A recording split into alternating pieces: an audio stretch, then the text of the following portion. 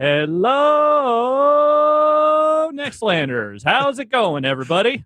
Hello. Hi, Alex. Hi, Mr. Jackpots. That's me, Mr. Jackpots. I make everybody's life better here. Well, thank you, Mr. Jackpots, for putting the stream together, which was a little bit of a to-do. There's something goofy's going on with this computer here. Hopefully everybody can see and hear us. I think we're okay. Seems like we're okay. It's always a last-minute thing, but I want to first thank our wonderful patrons over there that voted for this stream. They're on the bottom of the screen right now. Thank you very much. Appreciate it. Second of all, Brad Shoemaker dealing, unfortunately, with an ill pet. So will not be here today, as we all understand. But, Alex, what are we doing today? We are doing what the patrons voted for, which is we are going to watch a bunch of videos that are not vital in any way to the Twin Peaks experience, but are kind of fun to watch. As we are nearing the finale of Twin Peaks: The Return. We are very, very close to it. We are very close. But I figured this would be some fun stuff to watch. It's stuff around the edges. It's promotional materials, it's interviews, it's some behind the scenes stuff. It's some stuff that basically has like maybe a 0.1% relation to Twin Peaks, but still feels correct. Okay. Where do you want to start with this, and how do you want to go through this? I think we're going to start off with a little bit about the way Twin Peaks was covered during the height of Twin Peaks mania. We have talked about some of that on the podcasts when the show was airing. I think we lead off with this, with 00, this CNN report on the mania of Twin Peaks from 1991. Okay, here we go. I'm just going to be calling these out as we go because I did not make like a full, like, rigid playlist because I didn't know how much time this was all going to take. Therefore, we're just going to bop around, and we're not going to watch all of these all the way through. Some of them are very short also. Yeah, and I'll be managing some of the audio stuff here, so, it'll be up and down. And I hope you enjoy. Here we go, 00. And again, best of luck to our thoughts are with Brad and his partner as they deal with a sick pet as something we all understand. Yeah, totally. Which is unfortunate, and we wish he were here. But yeah, don't worry, he has all these videos, so he can watch them at his leisure. That's right, at a better time. Here we go. Yeah, 00, Twin Peaks. This is David Lynch on CNN, and some other people from the cast. Yes. Okay. The fate of the series Twin Peaks has been almost as much of a mystery as where Bob might show up next. First it was off, and not a good line. On, but not a good intro at all. The last 6 episodes will begin airing on March 28th. Cast and crew are wrapping up what could be the last episode ever of the series, with David Lynch directing. Lynch joined fellow cast members in revealing to Sherry Sylvester some of the Peaks' secrets. I've been told that this young man whole room is filled with logs, and they've gotten all sorts of packages, in the mail. And just recently, Bob called and said he'd received a beautiful can of creamed corn. While this may seem like an odd statement, once put in peak speak, it makes sense. Remember the dead homecoming queen wrapped in plastic, her singing dad and screaming mom? Well, this time, the room filled with logs is at ABC. Logs and creamed corn were sent. We are dealing by with some fans VHS rips here, so these are not always going to be pristine videos. The Bob receiving all the AI goodies is upres. Bob Iger, the ABC chief.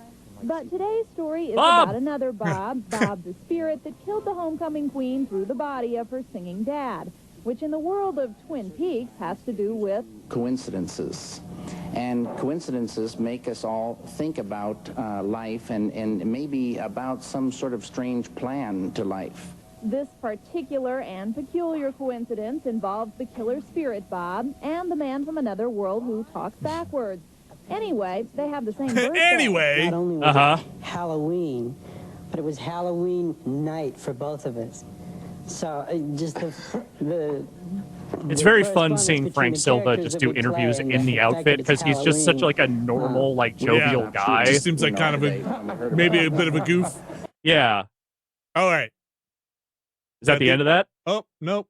No, I think it paused. Oh, okay.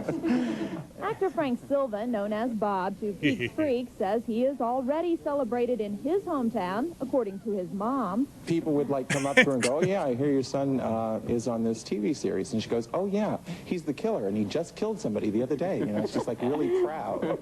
Proud too is David Lynch, who did indeed stop shooting to celebrate the birthdays of his two primetime spirits.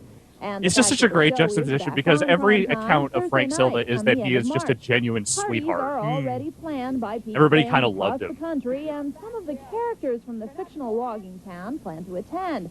Lynch has one last thought on the return of Twin Peaks. We just hope that The the return. donut manufacturers and the pie makers really cook up a storm. Meanwhile, Bob, the one that runs ABC, is trying to figure out what to do with that room full of logs. Sherry Sylvester, CNN Entertainment News, Hollywood. Hollywood. Hollywood. That is the end. That is the end.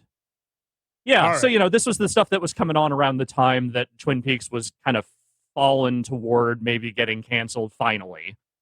And I think I played this clip when we did the finale of Twin Peaks Season 2, but why don't we get a little bit, we don't have to watch this entire thing, of David Lynch on David Letterman, video 1. You got it. Video 1, here we go. This is the one where he is the Academy Award gives out Bob Iger's address. And Blue Velvet, and of course the guy responsible for Twin Peaks over there at ABC. Ladies and gentlemen, please welcome to the program, David Lynch. David.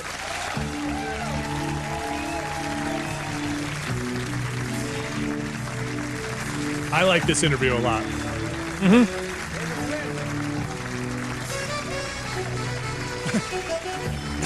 Look at these two men together.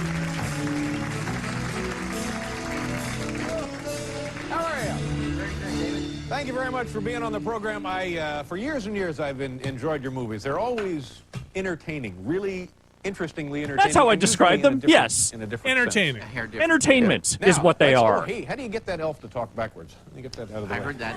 It's Wow. he talks backwards. He talked backwards in high school. Uh-huh. Yeah, And that's it.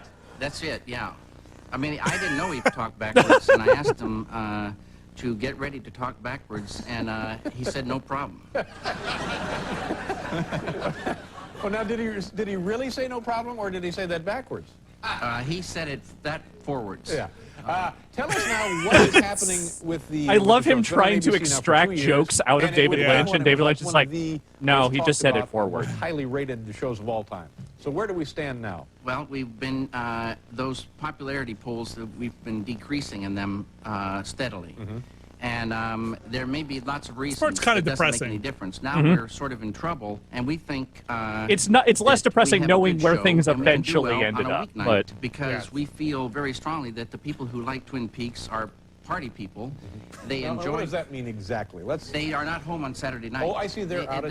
They make. okay, they I'm gonna don't want to disagree be with home my on friend Saturday David night. here because I am a Twin Peaks person so and I to am have not show a on party that would be person. You're not a wrong. party I person? am home on a If you Saturday had to night select now. one for yourself, or if you could select one for yourself, what would it be? I don't know enough about the lineup, but I've heard that Wednesday at 10 is a prime slot. Just a hunch on your part. Yes. But you know, the truth of it is, if you stop and think about it, it seems like it might be the kind of show that would be... This is David Letterman kind of predicting have a the limited future. run, and then would become a classic forever. That's okay too. Yeah. If it has to end, you know, that's all right. But if it doesn't have to end, that's even better. And I'm asking people to write to Bob Iger, the president of ABC.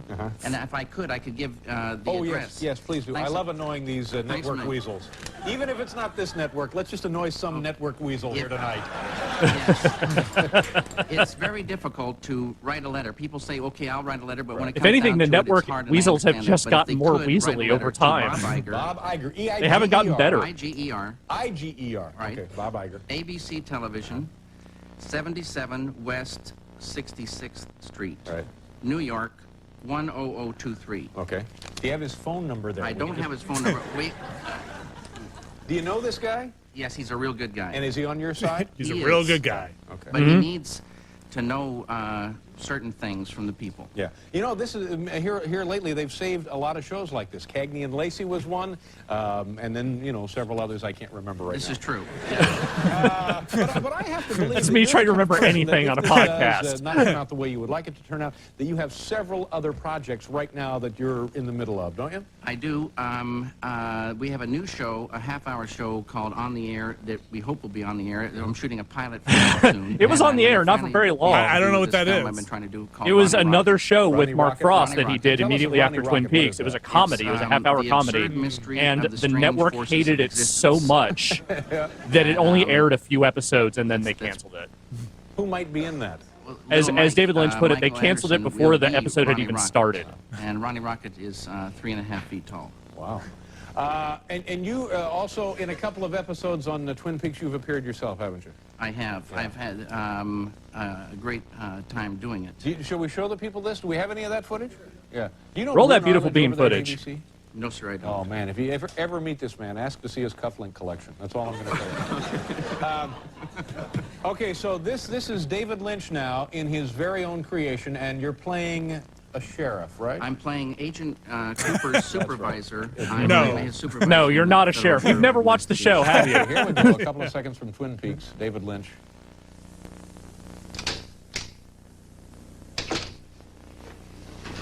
Agent Dale Cooper. Gordon, I hope you haven't been waiting too long. I didn't just get here. I've been waiting the whole afternoon to see you. Gordon, what can I do for you? No matter whatsoever. No apology necessary. Give me a chance to meet the local law enforcement team. A great bunch. Cooper, you remind me today of a small Mexican chihuahua. Can I speak to you a moment in private, Coop? No follow-up. Nope. Harry, can we use your office? You might ask the sheriff if we could use his office. Go right ahead. Follow me, Gordon. The buzzing is on the tape, yes. This is a VHS rip of a David Letterman interview, so nothing I can do about that. It's kind of a confident I can see if I can adjust the Nah, audio. we're almost done with Very this thing. bad. Yeah, it's a little 99% buzzy. hearing This thing's loss. almost over. What were you like as a child? Is there anything in your background that would suggest what you've arisen to here? No, sir. Really? No. It's, no. Do you have brothers and sisters? I have a brother and a sister. And then what do they do? My brother is responsible for all. You're making something up now, aren't No, you? Yes, you are. He's This won't be responsible true. for all the electrical wiring of the government buildings in the state of Washington. Oh, he is not. He is. He installed all of the electrical Well, no, wiring? he, Clap for that. No, has clap. been Yeah, done no, come before on, he that's a was big born. job. Yeah. But in the new wiring, he's responsible for it. So if a fuse goes, we call your brother? Yes. And you said you have A sister. Yeah, and what does she do? She's a financial planner. Oh, well, there you go. That Yeah, sounds pretty good. It's a good thing to God have. damn it, I want David And you're Lynch's off now sister to be what? my You're going financial back to planner. California? Tomorrow. Oh, good for you. Have a Yeah. great trip. Good luck Thanks with a the million. program. Good luck with your future projects, and it was a great thrill to meet you finally. David, it's Lynch. great to see you. We'll be right back here. And that's that interview. So again, where was this about in the run? This was like not long before the finale aired, I think. Okay, so we were pretty close to the end. He was on the ropes with Twin Peaks. The network was like, "Hey, we don't know where we're." And as we know, the network said, "No." Yeah, No. the network said, "Nah, we're done here." And All part of right. the reason that Twin Peaks had a lot of problems with its ratings, I mean, some of it was the quality of the writing in season 2, but also they got bumped around a bunch on the schedule over the course of the series. And so we're going to watch a couple of things here that are TV ads and behind the scenes of TV ads that have to do with the various schedule changes. Can you give me video 3 TV advert? Sure can. Here we go. Not all of these are VHS rips, by the way, so they won't all have that button. 9:02 and I can't find Twin Peaks. At 8:57, I entered the Double R Diner for the Double Java Hold the Cow special, and when I returned, it was gone. The irony here is not lost. I have searched diligently for 6 weeks to find Laura's murderer, and now Twin Peaks is missing. My dream revealed that its new location begins with the letter W, which would make Wednesday an obvious choice. But what about Walla Walla? The season finale. That's all right. That's all right. Yeah. If Twin Peaks has moved to Wednesday, Diane, one question remains. Where am I? For like a 30-second spot, I'll take Totally. it. Yeah. Yeah, it was pretty good. Now, to the follow-up video, give me number 4, advert filming.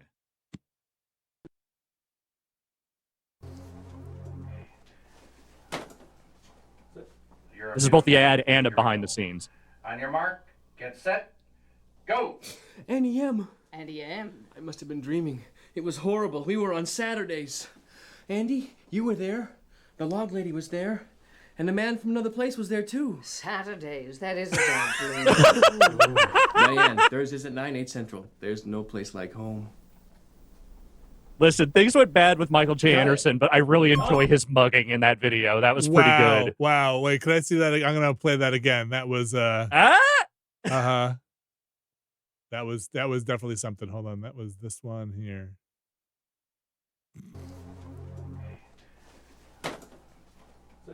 You're a beautiful bunch. Here we go. On your mark, You're a get beautiful set, bunch. go. Andy M. Andy M. I must have been dreaming. It was horrible. We were on Saturdays. Andy, you were there. The log lady was there. And the man from another place was there, too. Saturdays, that is... All right, fantastic. Did directors say ready, set, go? Is that a thing, directors? Okay, you can say whatever you want. Something Lynch does, I guess. Sure. Yeah. All right. We'll see some other behind-the-scenes stuff with Lynch as we go along here. One last thing here. I want to show a couple of other behind-the-scenes things here. Give me video 5. I'm not even going to set this one up. I want us to experience it together. You got it. Okie dokie, old buddy. Action. Special Agent Dale Cooper here, sending out a great big hello from everyone at Twin Peaks to all the Allied forces out there in the Middle East. We want you to know that you're missed, you're loved. I want you to come home soon. Here's your pie, Agent Cooper. Well, thanks, Shelley. Say hello to the Allied forces out there in the Middle East. Hi, guys. Keep doing a great job. Good work. And from the crew as well. What a time capsule, right? Wow. Gulf War, baby. Got it. Look, it is a really interesting piece of everything because that whole war was a very put the going to war part and even the reasons aside. I feel like there's a lot of like coming around from Vietnam and being like everybody needs to support the troops and we need to this is a just war and all this stuff. Yeah. You had a lot of this stuff going on. There was a lot of that going around, 100%. Yeah. And this was definitely something they only sent out to the troops. Yes. And also, man, what a fucking time capsule. Also, it's very funny because part of the thing that really screwed Twin Peaks at the end, I mean, there were a number of things, but one of the other things is that they kept getting preempted for Gulf War coverage. Oh, sure. Yeah. Right. Also to remember, original Gulf War, the big televised war that everybody was showing every night, especially like on CNN. Mm-hmm. Don't they say it's the war that basically made CNN? Kinda, yeah. Yeah. Okay. So this next thing has nothing to do with war, and we're definitely not going to watch the whole thing because it's like 22 minutes long. But there was another thing going on around the edges of Twin Peaks that I actually didn't know about until I was digging through some stuff. There was apparently a 900 number hotline that you could call, and you would get messages from some of the cast members about what had been going on in season 2. Vinny, can you play video number 2, Sheriff's Hotline? Wait. Well, I'll just watch it. All my questions will be answered. Yeah. Twin Peaks Sheriff Station, this is Lucy speaking. I do not know how you got this phone number, but it's reserved for official sheriff's business only. For the latest clues and updates on Twin Peaks, call the Sheriff's Hotline at 1-900-860. This was blurred out? Yes. And on the official $2 release of this, it is blurred out. Each additional minute, maximum 3-minute call. Callers under 18 get your parents' permission before 900 numbers. Speaking of time capsules. Yeah, sorry. There's more. Hang here. on. I'm just going to rewind because I just wanted to see how much this was. 2 minutes for the first minute, $1 each additional minute, but a maximum of 3 minutes. Yeah, so basically 4 minutes at $4 is the most you could be charged for a single call. Okay, and now again, I'm going to continue this in a second. But from what I understand, what this is promoting here is like a Nintendo tip line. I could call up and see what's going on behind the scenes. But only stuff that has been on the air already. They're not telling you things that are coming forward. It's like if you want to catch up on the show, if you missed an episode, something like that. But let's move on to the next bit because these messages are about as rambling as you think they might. I can't wait. I'm glad these are archived. These were officially put on here. They were put on the Blu-ray. Yeah, they put these on the Blu-ray. Amazing. Station, this is Lucy speaking. Boy, has stuff been happening or what? I heard through the Meals on Wheels people, I used to help them on my days off, that Donna went to see this old lady whose little kid took her cream corn and held it in his hands like it was just a bunch of corn, which I guess it was, except it was creamed, and that is just about the worst food in the history of the world. Speaking of cream corn, do you believe that story about Deputy Brennan? I like cream corn. So now you're listening in on my call. I was not. I was just walking by the phone and it blinked. What are you talking about? I'm trying to tell the caller what's been happening. The fire department had its annual hose race. Hose race? Can we stick to business here? Some of us are professionals. Then Agent Cooper showed Ronette the drawing of Bob, the man in his dream, and it was the man who hurt her and killed Laura Palmer. And then Leland Palmer recognized him, too, from when he was a kid up at Pearl Lake. Yeah, the third man at the train car. Real quick, Deputy. Then Agent Rosenfeld told Agent Cooper that his old partner, Wyndham Earl, has vanished. Deputy Brennan won't be joining us for any more of this conversation. Now, where were we? Hello? Look, I gotta be quick. Audrey Horn paid a visit on Emery Dennis at One-Eyed Jack's with some ice cubes and a vacuum cleaner and found out her father is the owner. She tried to call Cooper, but got caught by Blackie. Kids these days. Then Major Briggs told Agent Cooper that messages have come from outer space that said the owls are not what they seem. I think he took it quite well. Ben and Jerry had the ledgers from the mill. They were going to burn them, but decided to roast Mark. Remember all this? Remember the mill? Totally. Oh, one other thing. I believe we're at like $3, by the way. Go visit this mysterious Mr. Smith. I think it's a mistake. Goodbye.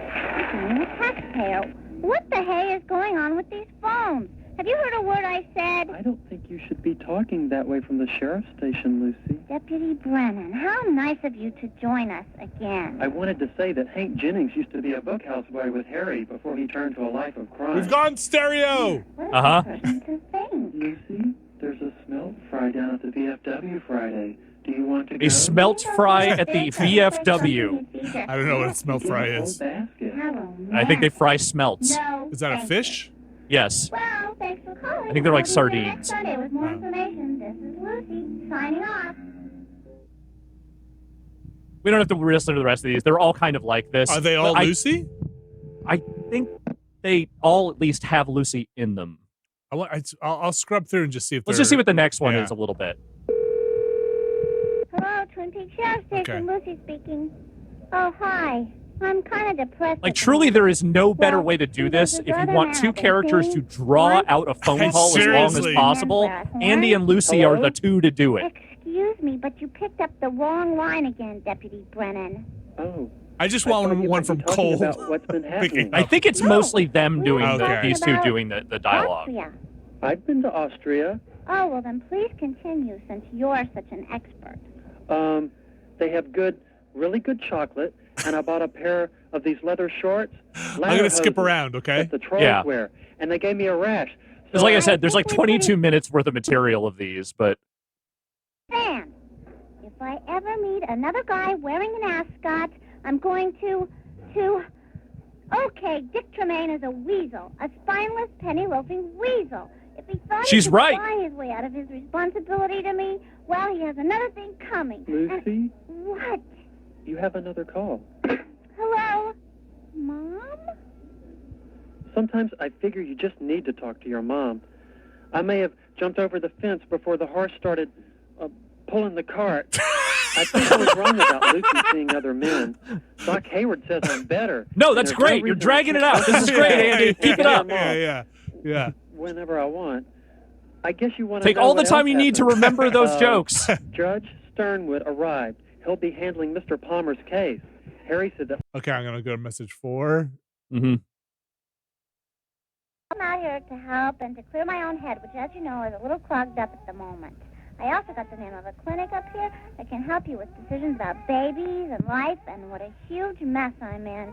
So, Was that a baby in the background? Sounds like it, yeah. The station, which means the phones are in the hands. Because remember, of a her complete sister came through with a baby at one point. Yeah. Hello? Miss Zipman? Andy, Lucy? what are you doing on this line? I was talking to Miss Zipman about her. Where are you? None of your business. I've been looking all over. All right, let's see. I'm going to jump to the end here. With the Twin Peaks reveal that Ooh, are we done? been going on. Is that Wyndham Earl doing the? It might be that actor, yeah. All that's been going on around here, it's no wonder everyone's lying low for a while. In case your mind's a little foggy, I'll recap No, that's someone what's been else. Going on. You see, it all started when the beautiful homecoming queen Laura Palmer was found brutally murdered. Her body washed ashore by the... Boo! Imagine calling up and getting this one. Yeah, this is the sad one. I don't want the sad one. I want the Andy and Lucy ones. Yeah, yeah. Only it would have been 8 months early. All right, what's next, Alex? All right. That's going to be that little block there. That's very silly. So, Twin Peaks was canceled, but it did not die culturally. There were still its fandoms, and one of the biggest fandoms was in Japan.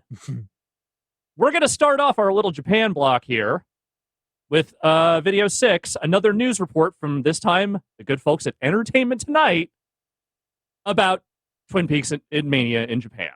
The mood is getting big and big, bigger and bigger. Laura Palmer and Twin Peaks may be dead in the U.S., but they're alive and well in Japan. Entertainment See, now this is an Tonight has the intro. story This is a for woman who has Friday, been June doing this 26th, and knows what the fuck she's 1992. doing. I mean, she better get back to work on that plane with the outfit. She's either flying, helping, or doing something, but she works. Look, man, it was the early 90s. They all dressed like that. She works for an airline. And I'm Mary Hart. It was nothing For but the better shoulder part of pads two and hair, television man. seasons, What are Twin these Peaks and the stripes? travails of Laura Palmer intrigued American viewers.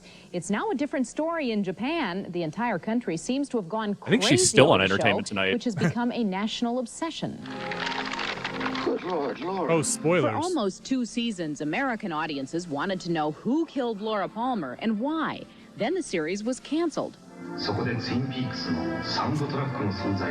But in Japan, there is full-fledged Twin Peaks mania. Everywhere you look, there are hats, buttons, books, and magazines. A 14-tape This is a set much of the better entire VHS Twin rip Peaks than some of the saga other has ones. sold more Yeah. than 30,000 copies. And Japanese television carried mock Laura Palmer funerals, What? even though the series That's fucking itself has weird! only been seen on limited pay-per-view. That's weird in any Television country. producer Guys, Kenji guys, Shimizu maybe we thinks don't. He understands the fad. But guys, wait, maybe if we don't. The Japanese people seem to yearn for a mysterious atmosphere. Oh, which this also wall of VHS characterizes, tapes, for though. example, the Twilight This Zone. translator. That dude sounds like the guy who bought the VHS anime tapes at fucking Suncoast. It's expected to be one of the top 10 movies in Japan for '92. Still, some of the fans had trouble keeping up with it. This is not what I expected. I don't think I enjoy the movie because I don't understand the thing. The series has also set off a travel boom. You feel Hundreds seen, of Vinny? young tourists, Yes. mostly young women, have packed up their video cameras and are traveling to the town outside Seattle where the series was shot. Actors from the show have even come out to meet them. The tourists visit the Sawmill, the Falls, the Great Northern Hotel, and the cafe where Agent Cooper had cherry pie and coffee. According to James Nunn of the Washington State Trade Office, the spot where Laura Palmer's body was found causes some strange tourist I won the rituals. lottery! The most favorite, apparently, is for them to be wrapped up in clear sheets of vinyl, like you might find at a construction site, and lie down on a beach where the body of Laura Palmer was found in the same pose as the body and be photographed that way. The tours of the brainchild. You think fandoms are just bad now? They were always bad. The latest TikTok challenge that's endangering your kids. Just beginning. The mood is getting big and big, bigger and bigger. The Diary of Laura Palmer has Are now there been translated into winning Japanese, Kino and numbers? sales I have don't been know, more man. than This is just on brisk. some local So far, network, okay? 250,000 copies have been sold. That, okay, sure. Yeah. Yeah. All right. Okay, sure, yeah. Yeah. Very big in Japan. So big, in fact, that there is a straight-up Twin Peaks brand endorsement from around this time in Japan for Georgia coffee. What's Georgia coffee? We're going to find out with these 4 advertisements, starting with number 1, video 7, Vinny.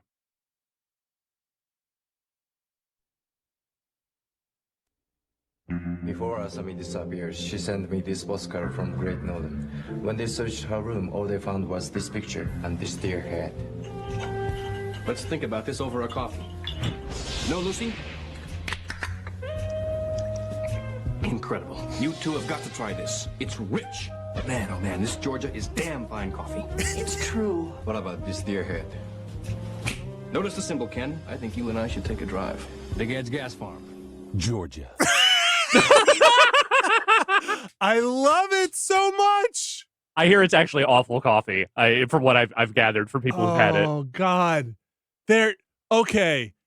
Yeah, it's like, yeah. Look, I know I'm late to the party, and I know there's a lot of stuff here, but it just is like plugging in these like weird missing pieces, like in the missing link style between like Night Springs stuff or like the TV stuff in Alan Wake and Twin Peaks, and now there's these strands of DNA that are just connecting them. Oh my gosh, it's so weird. Like it's hard to be a parody of yourself, right? Yeah, like it's amazing. Okay, give me video number 8.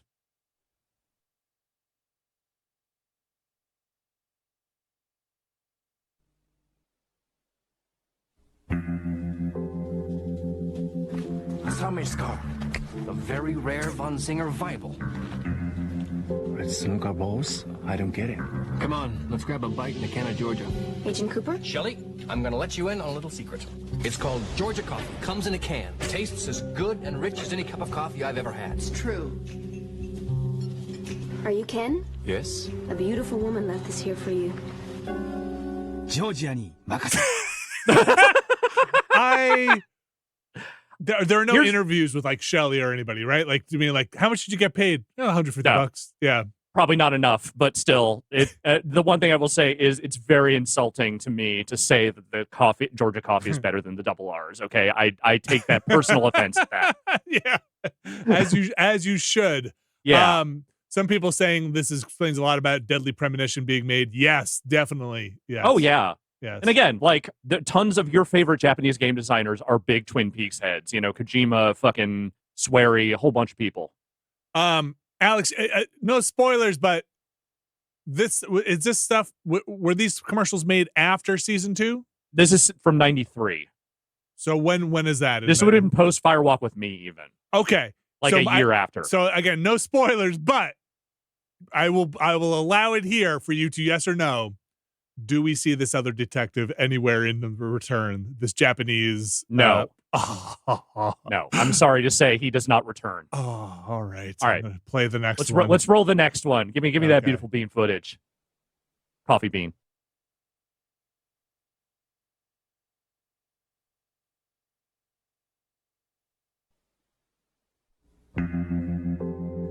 What do you think it means? I don't know, Ken. The letter G. How about a couple of Georgia coffees while we think about it? Hooper? Hawk, you're gonna love Georgia coffee. It's brewed rich. Tastes incredible. Damn fine coffee, right? Right. It's true. Agent Cooper, look what happens when I connect the pins. The letter G. Good work, Andy. Hawk, what's under that last pin? Glastonbury Grove, home of the Black Lodge. Georgia ni makase. They're moving. This is moving faster than any Twin Peaks season. Yes. Look, they got 30 seconds, man. That's all they got. All right, should we jump into the last one? Yeah, we got last one. Here we go. Right. Oh my gosh.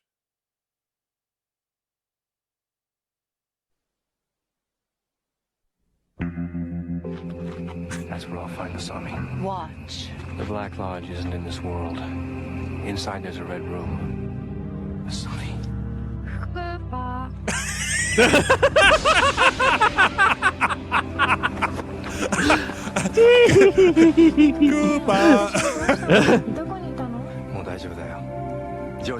Great idea, Ken. Brewed rich. No idea what you're saying. Don't speak Japanese, but we'll drink it. Listen, lady, you were just warped to a whole other dimension, but you're back now, so have some coffee. Koopa. No, I super wish Ken showed up in fucking Twin Peaks: The Return. Anywhere. Yeah.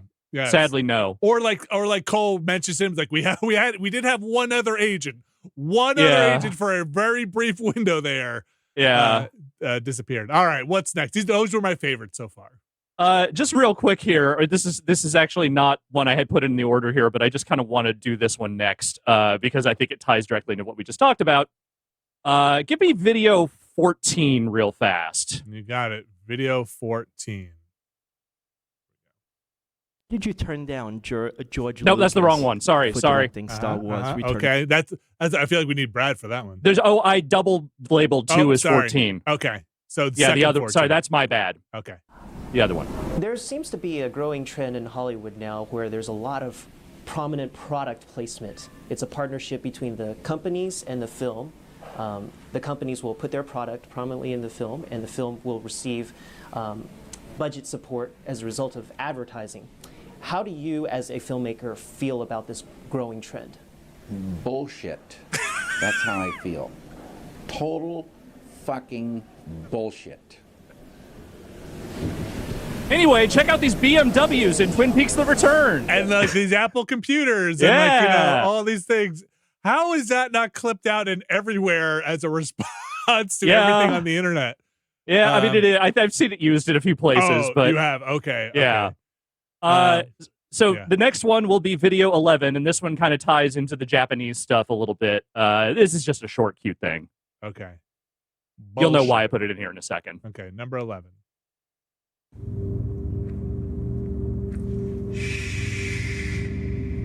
Ladies and gentlemen, Twin Peaks. The story and the mystery continue on Wow Wow. Tune in and we'll go back into the world of Twin Peaks. Yes, Wow Wow is a Japanese cable television network. On Wow Wow. Hold on. Well, before but we it move also on, kind of goes back to the way he said Mexican chihuahua. Wow Wow. This growing trend. Bullshit. That's how I feel. Total fucking bullshit. Okay. Yep. Thank you. Just needed to hear that one more time. Yeah. Huh? Wow. All right. So this, let's bop around here a little bit here. This is another old Twin Peaks video that I enjoy very much. It is an interview with Angelo Badalamenti, the composer of all things Twin Peaks, talking about the time that he and David Lynch came up with the theme for Twin Peaks. Video 12. This is just a nice one. It's not that funny. It's a nice video. It is playing. This is the keyboard that all the major themes were created for Twin Peaks. It's an old Fender I love Rhodes. Angelo Badalamenti. And, wait, that's a Rhodes? Kind Looks of like a beat up. Rhodes. Yeah. And I have one of David those in my would attic. sit right over here, right to the right of me, and we would put a little cassette just about over here on this keyboard, just keep it in record and just keep it playing. David would sit here and I'd say, well, what do you see, David? What is, just talk to me. And David would say, okay, Angelo, we're in a dark woods now. And there's a soft wind blowing through some sycamore trees. And there's a moon out, and there's some animal sounds in the background, and you can hear the hoot of an owl, and you're in the dark woods, you know, just like he doesn't get do me the into voice, that but he gets the cadence intonation and yeah. delivery soft wind. of I Lynch started very well. playing.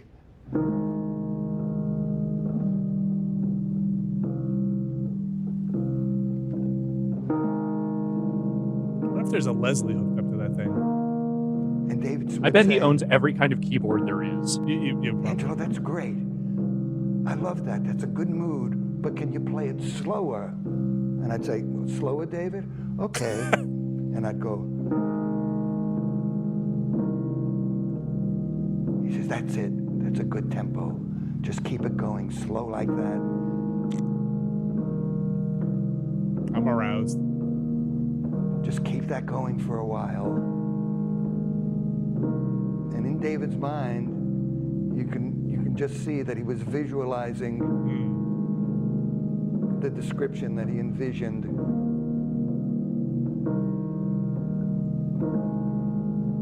then he would say, okay, Angelo, now we got to make a change, because from behind a tree in the back of the woods, there's this very lonely girl.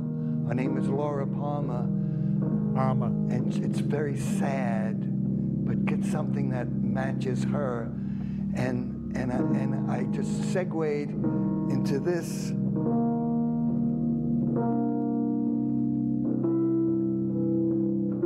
And he said, well, that's it. It's very beautiful. Telling you, this man's a professional. It's dude Ross. I could see her. And she's walking towards the camera, and she's coming closer. Oh, there's that road Just sound. keep building it. Just keep building it. And she's getting close. Now reach some kind of climax. And I would go, that's it. Oh, that's so beautiful. We're getting pulled from Twitch. Oh, that's tearing my heart out. I love that. Just keep that going.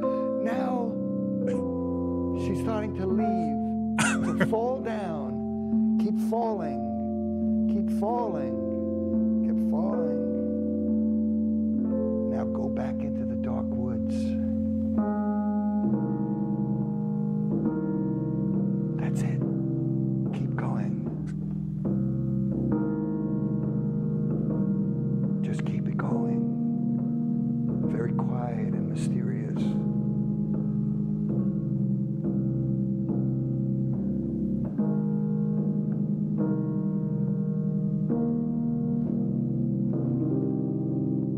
Alex, I need to go take a shower.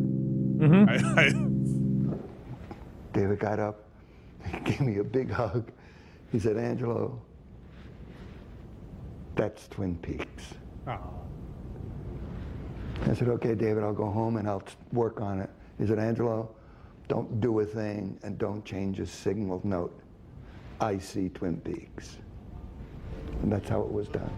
You said they put a tape recorder on, right? So he could hear it Yeah. later. That's amazing. And then later on, when they did the waveform of like what he was playing, there were literal Twin Peaks in the crescendo where, like again, David Lynch, he seizes on ideas and coincidences, turns them into things. That was great. That was a fun one. This next one, speaking of people doing telling David Lynch stories and doing slight David Lynch impressions, this is a video that came out, I think, around 7 or 8 years ago that features a number of the women who have worked with Twin Peaks over the years. Give me video 15. Video 15. This is just a fun one because it's just them I think telling we're stories. double labeled here. This one with Naomi Watts? Yes. Okay. Did I do that again? I think so, yeah. Okay. Yes, that one.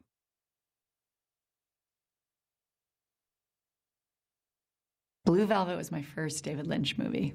I hadn't read the script yet. He walked out, and I, was just startled by every aspect of him. And he looked at me, and I was waiting for this these magical words. And it was a magical moment, but he went, I have to pee. And so, so he disappeared. In the case of Lost Highway, I'd say David. So, am I playing two different people? Yes. Is one of them a ghost? Is one a hallucination? Are these real people? What am I playing here? I don't know, Patricia. What do you think? So I had to come up with a whole concept of what I thought Lost Highway was about. At one point when I was talking about, okay, I think for the Renee character, I should have dark hair and blunt cut bangs like Betty Page. And David said, who's that? And I was like, Betty Page, David. Betty Page! If you don't know Betty Page, and then I turned him on to Betty Page, and he was like, oh, Betty Page, wow, she's the bee's knees. Wow. Sat down and was like, hi, and he said, nice to meet you, Naomi. Got that intense ear-to-ear grin, and, smoking up a storm. So how's your day? Tell me everything. I'm like, well, what? Like, I got on the plane, and I'm in New York. I had theater tickets, and they told me to come here, so I came here. And wait, are you really interested in this? And he was like, yeah, tell me everything. You got to remember, I was at a point where I'd been auditioning for 10 years, and people could barely give you eye contact. But with David, he was just genuinely interested. I got a call that he wanted to meet me at Bob's Big Boy to see if Kyle MacLachlan and I could get along or something. It was like a chemistry lunch. We ordered malts and French fries, and David was doodling on napkins while Kyle was doodling with a knife into his ketchup. And I mean, a girl either goes, these are really bizarre men and they're twin souls, or I'm in love with both these people and want to spend the rest of my life Laura with them, Dern which seems like is somebody who how brooks I no responded. bullshit. My Yeah. nickname is Tidbit. The only other two I know are Naomi is Buttercup and Patricia is Solid Gold. And I'm Tidbit since I was 16. I just remember he said, Cut! Tidbit, you'll have them bolting for the fire exits. oh my God. It seemingly crushed, but he was so happy. I guess I did it the way he wanted me to. He also calls Kyle MacLachlan Kale because it's a mixture of Kyle and Dale. It's so cool. I really, really like that kind of commitment. He has a cig hanging out of his mouth, and he's like, I need a little more danger in her face. The table wasn't quite dirty enough, and so he was just like on the megaphone, can I get a Bisquick? And someone comes over with Bisquick, and he starts like with a cig hanging out of his mouth, like rubbing a paste of like gunk to spread over the table in front of me. It was truly one of my favorite moments. King Kong came along, so I called David, and I'll never forget what he said. Naomi, anyone who sits in the hand of King Kong will be a movie star for life. He was right. So I said, okay. Wild at Heart was such an intimate movie that he was usually sitting on the bed while we were doing our love scenes, and we had scenes where we'd get the giggles and he'd have to like pinch our feet to get us to stop laughing. But he was always right there. We're always right next to the camera, very, very close. And usually as we were rolling, he'd be able to somehow whisper in my ear and then go back and hide, which was just beautiful. I remember there's this big scene in the desert that Balthazar, Getty, and I have at the end of the movie, and I have this robe on, and I don't have any clothes on underneath. So I said to Balthazar, okay, when we're supposed to be having sex and I'm sitting on top of you, put your hands on my boobs and keep them there. I'm like, Balthazar, I'd rather you touch my boobs than the world see my boobs. So keep your hands on my boobs. I wanted to change my nails for, these are Renee's nail colors. These are Alice's nail colors. And so I would be changing my nails in between scenes, sometimes like 5 times a day, going back and forth between characters. And I remember I painted these kind of greenish blue nails in one scene, and we shot it. David was like, oh, I just saw the dailies. Thank God you did that nail color, because it's just zing, zing. You know what David does, which I love? It's like he's in the scene with you. He's on his megaphone, even when he's like 2 feet away from you. Such a freak. And he'll often direct you in the scene. You say a line and then say it again. No, rip his head off. Just go for it, Naomi. Just take him by the balls, and you know, like, he'll just give you these, and you actually, it gets you going. It does. Like, I think not everyone could do that. Like, if certain directors, if they would really like throw me. But there's something about David where he's in the scene with you, and it feels comfortable and it feels good. He's a freak. He's a freak. He's such a freak. Oh, that's very funny. Where was that? Do you know where that was originally? Like when that was? That was on W Magazine is the one that posted, and it's from like 7 years ago, I think. Okay, that's after the return. It was, I think, around the time of the return. Okay. All right. Now let's move on to the other video 14, the one you accidentally played before. Okay. This is one I pulled mostly because of Brad, but it is a fun little story. Okay. Did you turn down George Lucas for directing Star Wars: Return of the Jedi? I was asked by George to come up to see him and talk to him about directing, which would be the third Star Wars. And I had next door to zero interest. But I always admired George. You know, George is a guy that does what he loves, and I do what I love. The difference is what George loves makes hundreds of billions of dollars. So I thought I should go up and at least visit with him. And it was incredible. I had to go to this building in LA first and get a special credit card, and I had to get special keys, and a letter came and a map.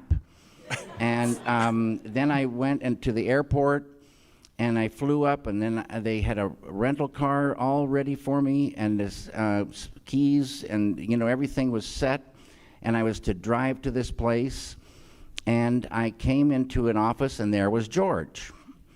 And he talked with me for a little bit, and then he said, I want to show you something. Now, right about in this time, I started getting a little bit of a headache. You know what I'm talking about. You've had one of those, you know. She gets it. So he took me upstairs, and he showed me these things called Wookiees. And now this headache is getting stronger.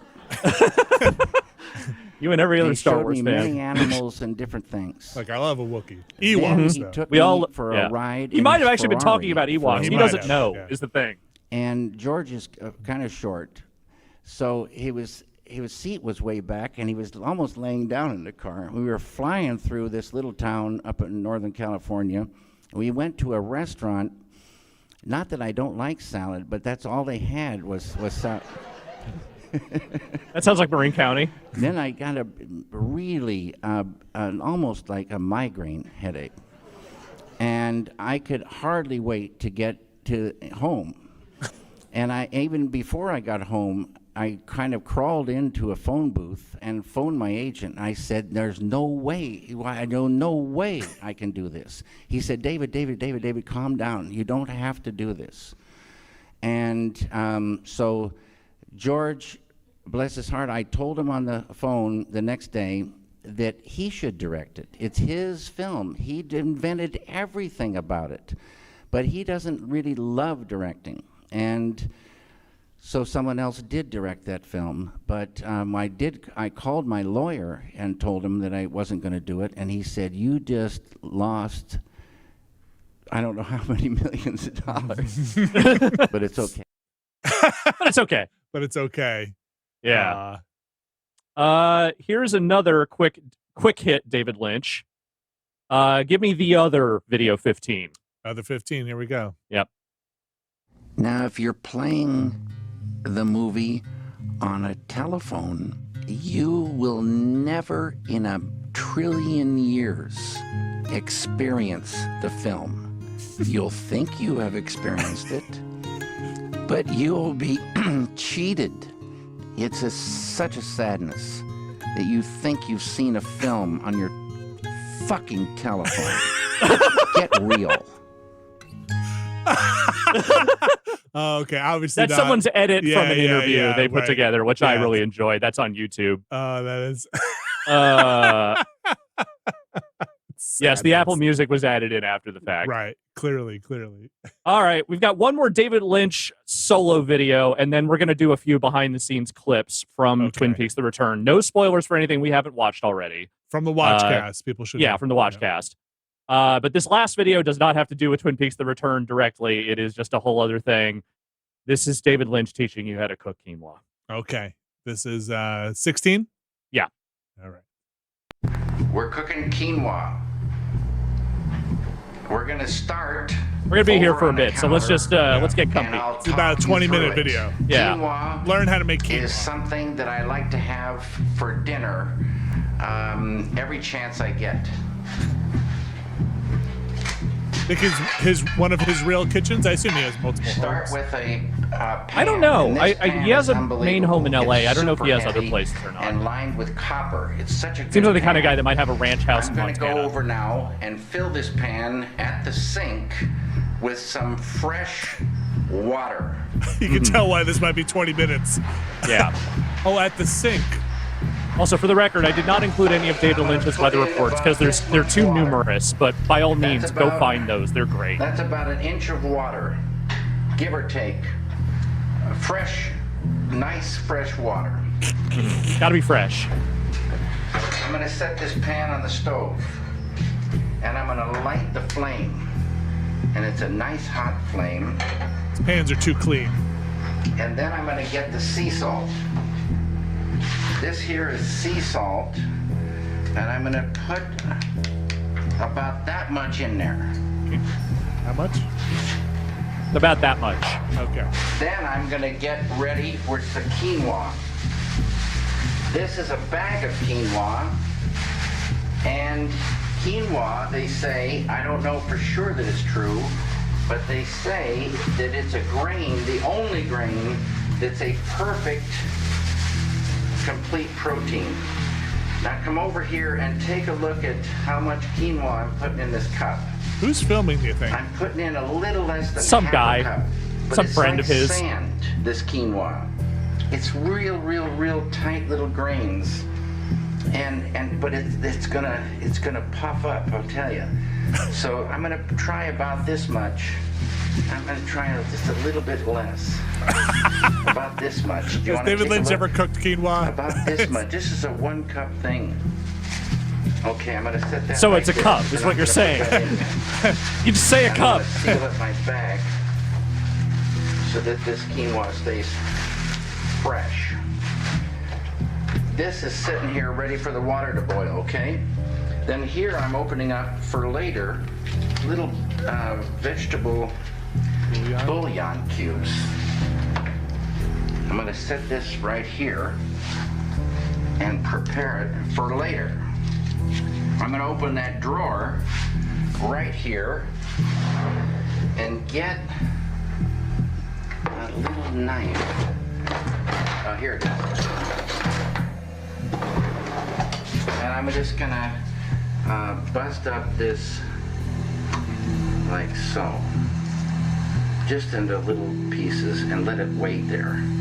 It'll be happy waiting right here. This water is Just a about happy to little boil. bouillon cube. I'm gonna look at the clock. The clock says It's a 2-camera shoot. 7:34. Okay, now I'm gonna add the quinoa.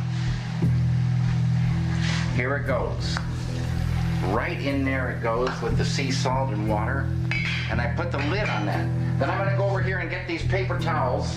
I think David Lynch get a paper towel does and drugs. fold it Any drug? for later, because I know he has gets smoked so marijuana hot you can't before. believe it. He has talked about Okay, it a little now I'm bit. gonna I don't know if go he to does the it regularly. refrigerator. I think he mostly just smokes cigarettes and And I'm drinks. gonna get this fresh bag of organic. And mostly he drinks coffee.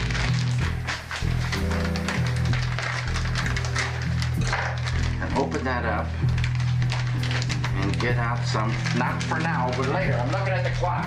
7:35, 17 minutes, 45, 55 minus 3 is 52. The thing He's will right. be done. 8 minutes from now is 35, 43. At 43, we're gonna put this broccoli in there. Who needs a fucking Since kitchen I'm timer? just doing it for one. That's the When you amount got of broccoli I'm gonna use. And this is gonna go back in the refrigerator. You gonna get a cutting board, David? You have a cutting board right on the counter. Now I'm gonna set the flame down. I forgot to do that. The flame goes way down. So it just can simmer there. And the next step is some bowls, a bowl for later.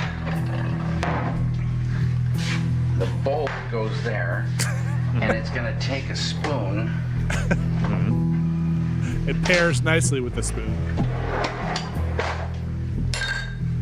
There. Then this fine crystal wine glass. This was given to me by Agnes and Maya from Łódź, Poland. And I'm gonna fill it with some red wine now. Because this is what you do when you're making quinoa. Crap, I don't have one. I don't have one of those, Alex. You have some wine. What kind of house doesn't have Polish wine glasses in it? I don't have it. Mine are from Bed Bath & Beyond. Cheers. So this is when normally I'll go sit outside. Should I do that? Sure thing. That's what I normally do. This is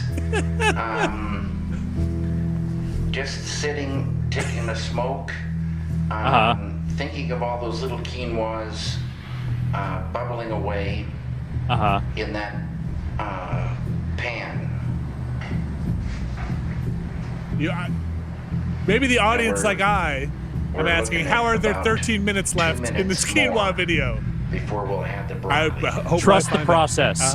Trust the process. Of going from Athens, Greece, to back up to Paris. But this story takes place after leaving the country of Greece, entering into what was then Yugoslavia. And it was night. It was a night when we got on, I think, in Greece.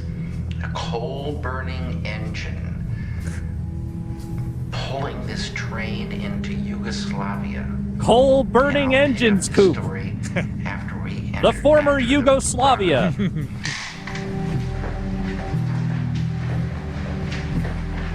So here we are, and this is the pan, and that lid is going to be mighty hot. So we open this up. Now take a look at the nice quinoa cookie in there. Sure. Cooking away it is. It is indeed doing that. With the lid on it, and then in goes the broccoli. Oh, not even sliced up. We don't put the bouillon? We don't put the bouillon in till 1 minute before the end. So the end is 53. At 52 rows, the thing is really close to getting done. So now we go back out.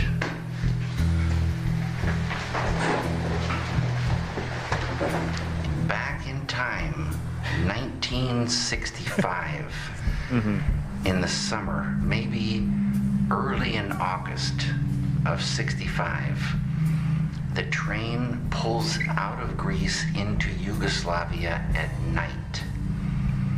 And the train went through a barren landscape, but you couldn't see anything. It was so dark. I mean, a moonless night.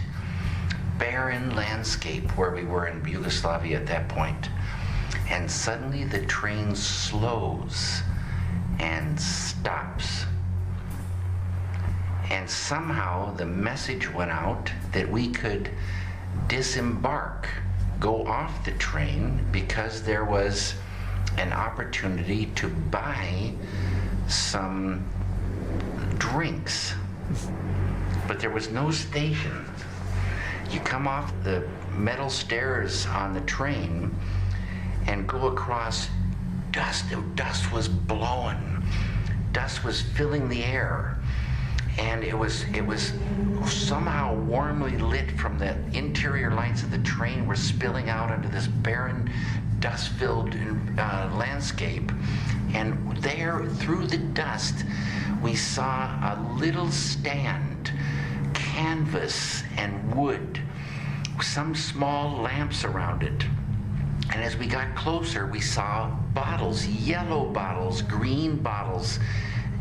The bottles were clear, but the fluid inside was green. His powers of description are mesmerizing. Or violet. You kind of understand how people get under his thrall pretty quick. Yeah. You know, chilled. It was. This is about quinoa. Absolutely the temperature of the outdoors, and for the smallest amount of money, you could get a bottle of this sugar water. So I gave the man there in this small tent. Moths were flipping and flying and like frogs. Frog moths. Moths like frogs, baby. You said frog The story. moths. This is the story. Stand, dust was blowing. It was like a mysterious, strange wind sound. And whooshing. out came a tiniest little weird whooshing copper sound. coin that I'd gotten somewhere, and I gave it to this man. I gave the man the coin. He gave me a bottle of, I don't know if I got violet sugar water or what. I got this bottle, and in addition, I got a piece of paper money, 4 inches by 3 inches. The most beautiful, intricately designed gold and green and blue, red, a piece of paper money and the bottle for just giving him this small copper coin. Back I went into the train. And after a little while, we heard that the train was taking on, water at this stop. That's why we stopped. The train starts chugging out, everybody back on board with their sugar waters, and we wave goodbye to this dusty little tent and a man with the sugar water, and off we went. And sometime, I don't know how long it took to get to Venice, Italy, but Jack had met this girl on the train, and I don't know what nationality she was, but Jack and this girl, they became, close friends. And in talking to her, and Jack introduced me to her. In talking to her, it turns out she'd never had a Coca-Cola in her life. Okay. Coca-Cola wasn't sold in Yugoslavia. And I said, "Are you kidding me? When we get into Venice, I'm buying you an ice-cold Coca-Cola, and I want to see you drink it. It's just going to be so incredible," because she'd heard about Coca-Cola. So we get to Venice, and the train rolls into this station, and I go out to get Coca-Colas for Jack, his new girlfriend, and myself. And I go out, and there's a guy at a stand, and there's the Coca-Colas. And I got 6 Coca-Colas. Uh-huh. And I gave this guy this paper money that I'd gotten from that man in the tent. The man looked at it, and he started putting coins in my hand. Coins the size of quarters. Silver coins. They could just be quarters, dude. You could just say quarters. Thinking, what a miracle this is. And he's filling my hand with more coins and more coins. David Lynch doesn't understand currency. Join the first hand with the second hand. And he kept filling my hands. Mr. Jackpots. And the second I looked up at him, he stopped. And I had trouble getting these coins into my pockets. So many silver coins. But I got them into my pockets. I got the bottles, and I went into the train. And I went and found Jack and his girlfriend. I got one nice and cold, handed it to her. And she took a huge drink, and it all shot out her nose. But she loved that Coca-Cola. After she got used to the carbonation, absolutely loved, the Coca-Cola. What time is it? Okay. At 7:52, will you let me know? Where was I? Where are we? What's happening? That's the sound Imora made coming out of her nose. Thanks, I needed that detail. I have never heard somebody describe getting change so vividly. Yeah.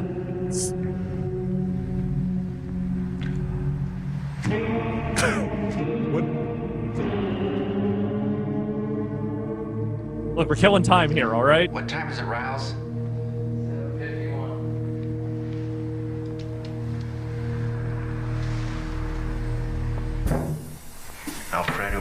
these windows by hand.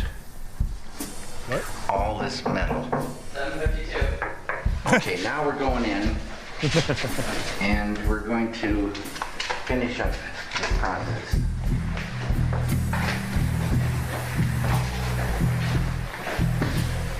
The lid comes off. Vinny, I added a couple of videos to the drive just now that I had kind of forgotten to add. Okay. And around and around and around. If you can download those at some point, we'll just watch them at the end. Okay. And we've burned up all our water, so we're going to shut this off. Man, messed up this pot a little, David.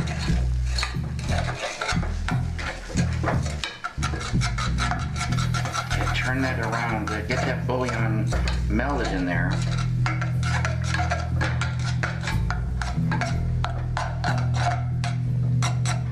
Throw this pot in the trash. So now we're getting the bouillon going, and you can see in there, we got the broccoli cooked, the quinoa is all swollen up, and cooked. David. Oh, David. You got a wooden spoon, David.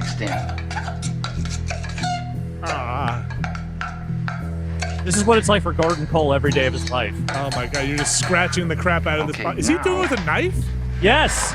You get the bowl. Oh, good Lord. And using this, we come over to the bowl. Look, the man is an artist, okay? And we put the quinoa into the bowl.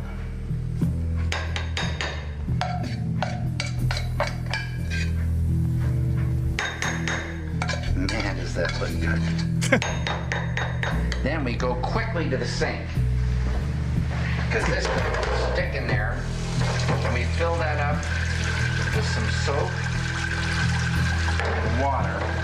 And we go over and we get the pan lid.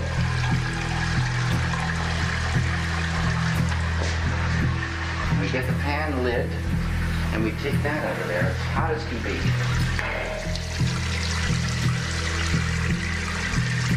Does he live with other people?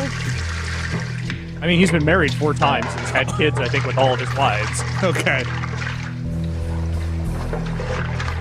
These days, I think he's rolling solo. He seems maybe impossible to live with. Yeah. That stuff really sticks on there. Yeah, no, you messed up that pot real good. It is copper. It's, oh boy. It was just a copper bottom, but that knife in that pot.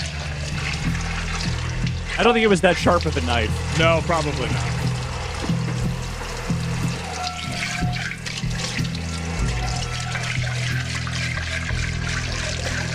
We're gonna watch every fucking second of him washing his pan. Nothing else matters. And then I put the pot in the sink, and the water back over here. Went all around it. Set our pan lid there. Now, the next part of this is liquid Bragg's amino acid. Liquid amino acid. We squirt a little bit of that on there. It tastes like that's more than a little bit. So good. I've never had that, but I know people who swear by it. They love that stuff. Olive oil.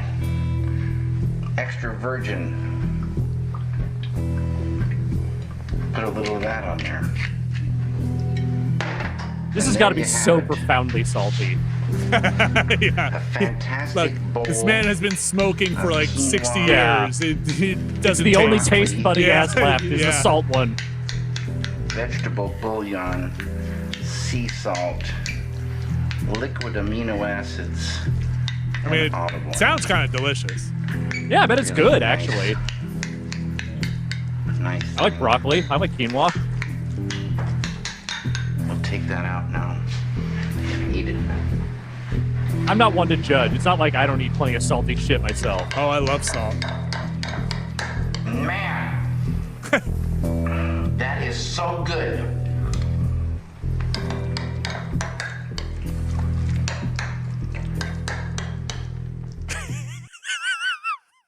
And that's how it ends.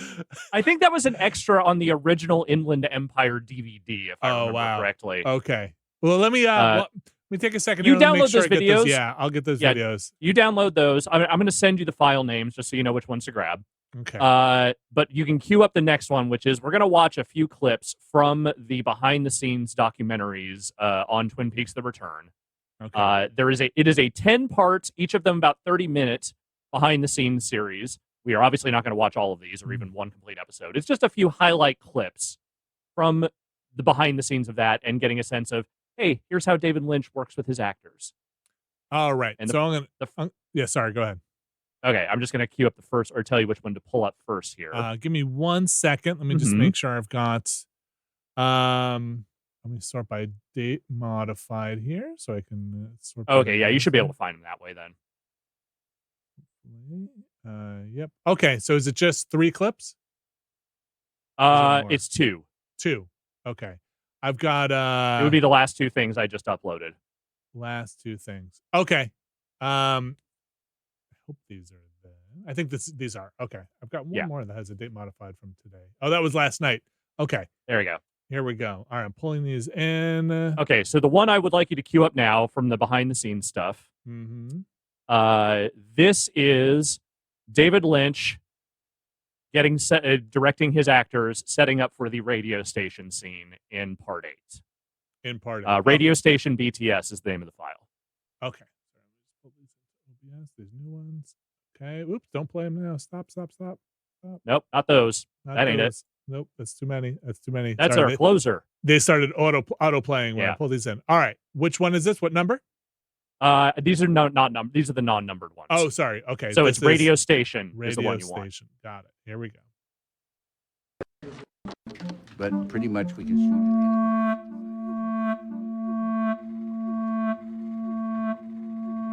Oh boy. So this is from The Return. Yeah, this is like from the Blu-rays of the Return. These are just a few scenes that we're going to watch. Again, it's like a 6-hour behind-the-scenes documentary. Just leave it alone right now. Yeah. Pete, can I speak with you a moment? He does have a bullhorn.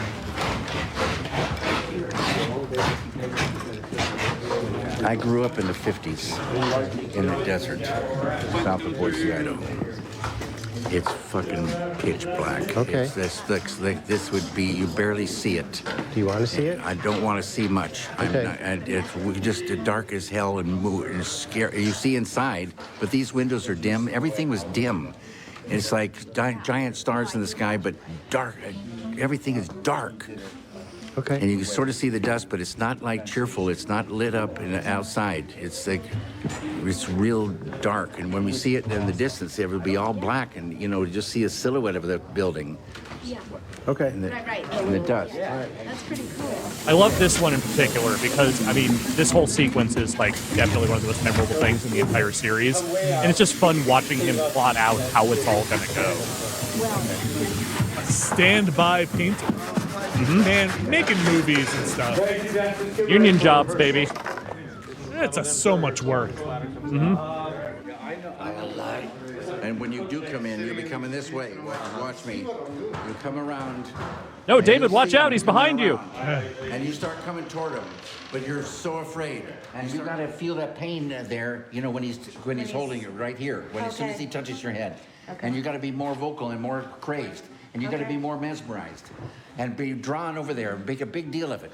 As soon as he touches your head, you feel his pain. And he'll reach out and he'll take you like this and he'll push you down. And he'll push you down right there. And he'll pop your head right like that. Ew. Then he's going to look up. And you come in Just here. leave her there. Just move on to the next bit. You come in here. And you come in here. And this man's turning and he's afraid. He's like mesmerized. You grab him by the head, okay? Left hand here, right hand on her, left hand on him. Got it. And you survey this whole situation, and you see this turntable is going to be going around and around and around, okay? You take this arm here, and you stretch it off like that, violent. And then you survey her a little bit more, you take this microphone up like this, you're holding his head the whole time, and you start talking. Did it go black? Oops, sorry. That was me. I was just getting the file ready. Give you any trouble. Okay. If he gives you any trouble, you squeeze it harder, okay? Mm-hmm. And then the rest of the scene, you're talking to her like this. And then at the end, which we'll shoot now, you'll walk out to the place. Okay. You'll pop his head. I love him just be like, okay. You'll push him down. Yeah, you'll pop his head, and then you're going to walk out. Hold him and push him down in his chair and pop his head with your left hand. Then you'll come out? After my speech. After your talk, yeah. Oh, okay. Oh, okay. Yeah. Got it. Pop their heads. Got it. Got it. Yeah. Okay. Okay. Pop ahead. This next one. He is. Give me Al Strobel. Okay. There we go. How did you lose? This is a great story. You told me once. 60 years ago. 60 years ago, huh? I had a very fast car at 16 years old. And I was coming home late one night in the winter. It had thawed during the day. What part of the country? Madison, Wisconsin. Madison, Wisconsin. Town you know well. Mm-hmm. And it thawed during the daytime, and the water had kind of flowed into these little black ice rivers. Mm-hmm. And and at night it got down to about 15 degrees. And I was going way too fast.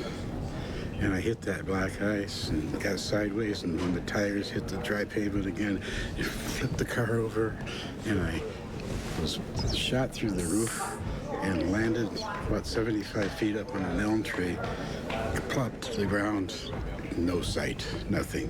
And I'm feeling around, and it's all mushy. And I found my cranium back here and plopped it back down. Oh no, Alex. And then I left my body and went up, and then I could see. And I could see that I had landed in the front yard of a house with a light on the snow in the back. And then I went up and then through the proverbial tunnel, fought like hell to come back. And when I came back, the light was out. It turned out that the guy had been taking a shower when the crash happened, and he didn't hear it. And then he'd gone to bed. And somehow I was able to get him to come back out.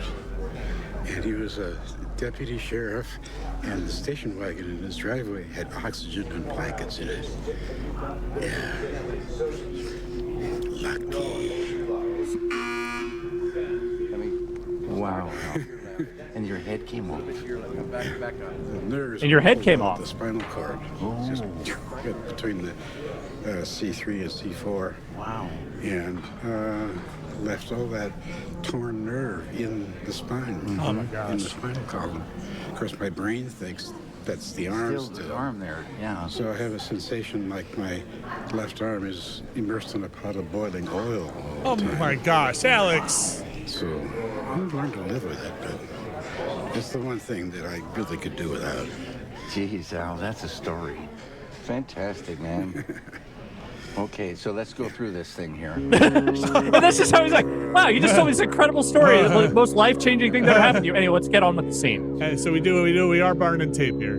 Yeah. You ever wondered how he lost the arm? There you go. Oh my gosh. That's fantastic, man. That's fantastic. So here's your mark. Yeah. Oh my gosh, that was. Now give me this one. Kids. Kids.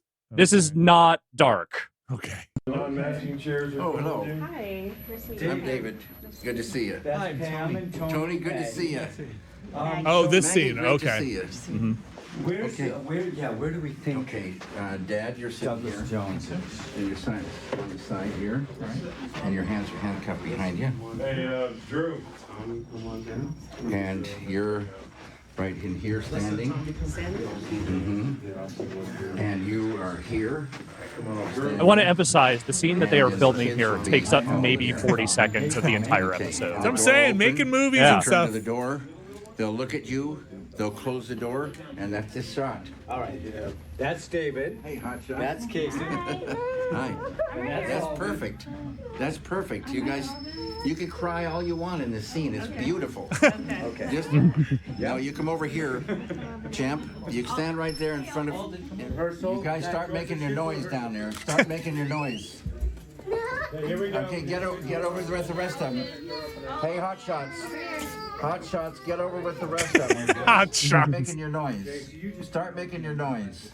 Roll around on the floor and make your noise, Alden. Here we go. What is that Can you make your camera? That noise? giant box. Okay, when they do open the door, don't look at the kids. Just look at the man who opens the door. Yeah, and if Alden, if you could start crawling on the floor and making some noise, that would be so beautiful. See if you can crawl and be crying. Cry for me. Crawl on the floor and cry like a little baby. Can you do that, Alden? Can you cry out like a little baby for the film?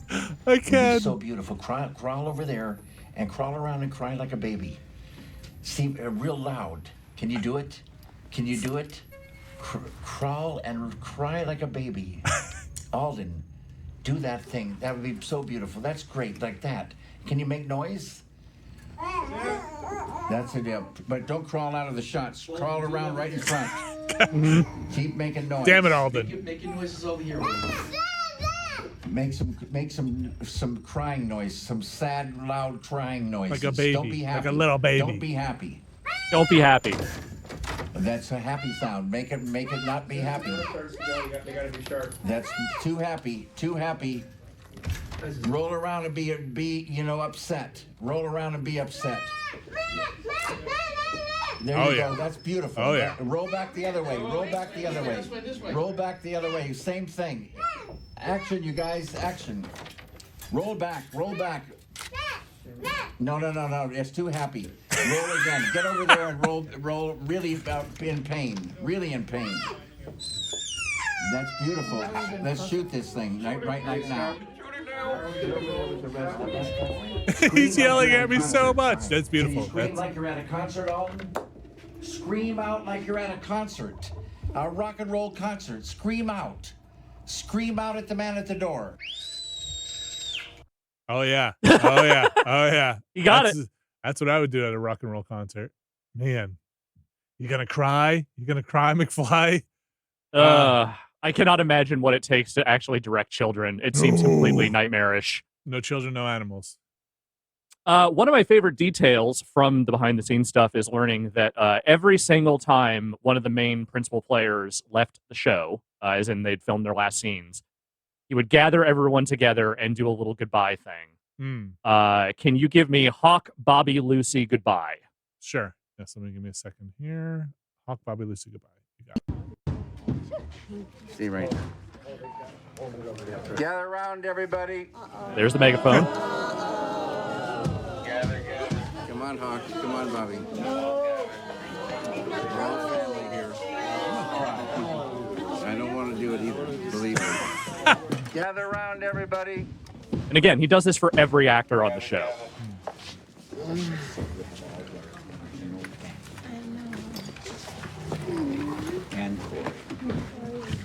Ladies and gentlemen, three of our dearest friends, Lucy, Hawk, and Bobby, are a wrap.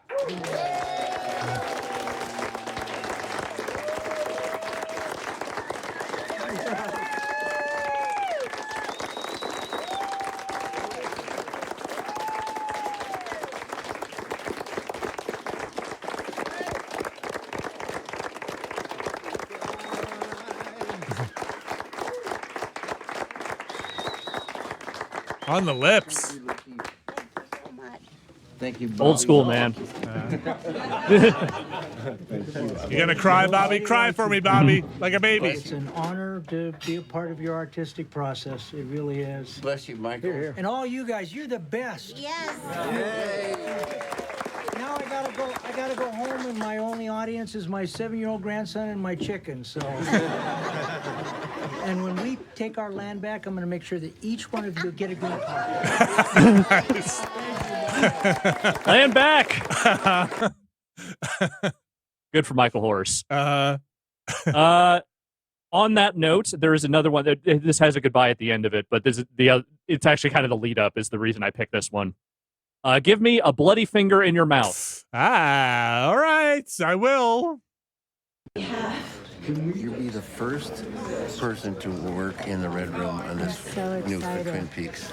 Oh, isn't that something? It's amazing. Yeah. Drew, you have her watch, yeah? Okay, Now great. listen to me. Okay, talk to me.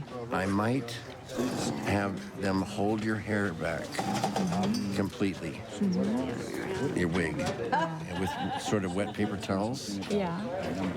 And I'm going to put dough on your face. Oh my God. And I'm going to put a bloody finger in your mouth. Oh my God. Yes. This is maybe the 9th weirdest thing he's ever asked Laura Dern to do. After all that, right? I'm jet the wrong way around. Hmm?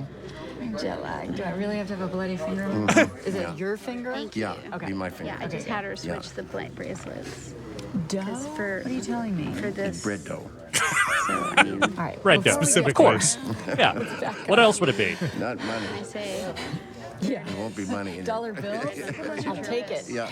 Let me look at other pictures. What am I doing here? Let me look at What is happening? You know. Now you're moving your head a little bit. And just make some scrunch your face up, and painfully scrunch it. Painfully scrunch it. And open it like in a scream. And then painfully scrunch it up. Okay, now very slowly start getting smaller. Slowly. And keep your chin Acting. up a little bit. And just now get your neck down in there a little bit. I mean, she has Okay, no now idea what's hold happening, that, right? Hold that. Mm-hmm. Professional. Just damn professional. Get that dough. Get that dough. Mm-hmm. Give me that dough. Get that hair back. Yep. Exactly where do you want it back? Here? All here, clear her face. Keep rolling. Yeah. That's David Lynch's real hair, I assume, right? Yeah. Man, that's a head of hair. Give me that.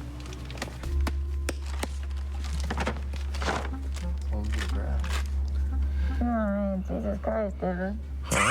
Oh my God. I forgot about that. Okay. Good thing it's my last day. I forgot. I'm sorry. I swear I did. That's okay. You don't need me after this. No, it's your last day. Okay, put the hair back. Give me the blood. Oh, Jesus. Cover here. Just whatever you do, kind of like pretty.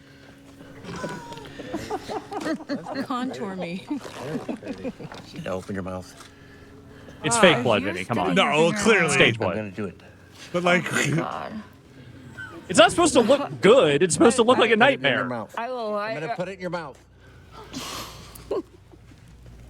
Get up out of the chair and go over there.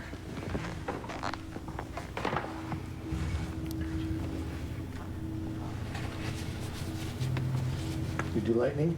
Lightning. what happened?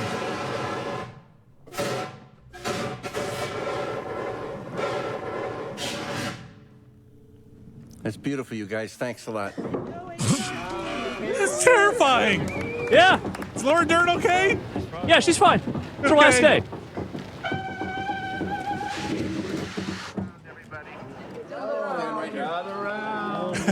I say this every time, David. I'm never working with you again. I'm going to get really small. Turn into a BB. You don't have to use the megaphone. Yes, we do. Yes, he does. This is part of it.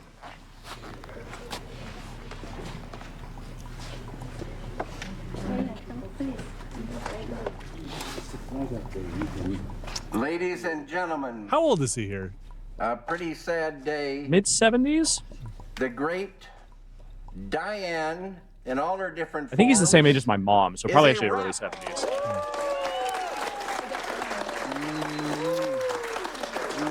I love you, sweetheart. Yes, he is the same age as my mom.